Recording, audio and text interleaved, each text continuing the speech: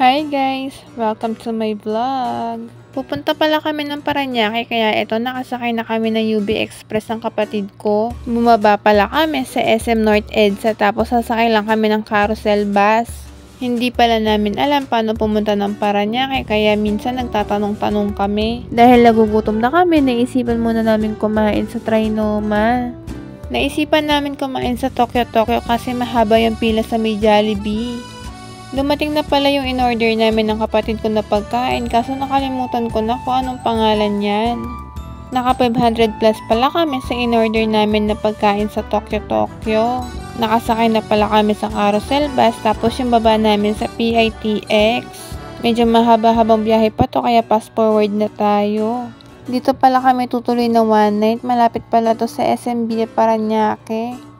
Hapon na pala kami nakarating tapos yung room namin nasa 9th floor. Yung kinaganda pala dito, meron silang convenience store sa may basement pero hindi na ako nakapag-vlog kasi bumili lang kami ng tubig. Hindi na rin pala namin pinoblema yung kakainin namin ng dinner kasi meron sila ditong coffee shop. Ayun pala yung kapatid ko, ina-update lang niya si mama na nakarating na kami sa Calatea Residence. Nagaya pala bumili yung kapatid ko na maiinom kaya eto nag-order lang kami ni strawberry Yakult. Tapos yung sa kapatid ko, lychee Yakult yung in-order niya. Yung kinaganda dito sa may coffee shop, meron din silang mga rice meal.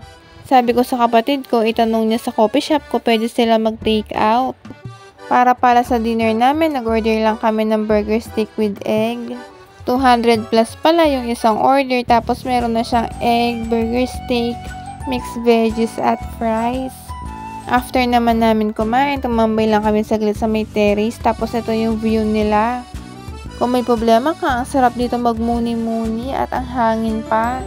Ang hirap pumunta sa lugar na hindi mo kabisado kasi kami naligaw kami ng very light ng kapatid ko. May nilakad lang pala yung kapatid ko sa Parañaque kaya ito pauwi na kami, makikibirthday naman kami sa Cabanatuan. Nakarating na pala kami ng Cabanatuan tapos nagtitiktok lang yung tita ko, yung pinsan ko, tsaka yung pamangkin ko. Excited ka ba? Excited ka. Halika na ako.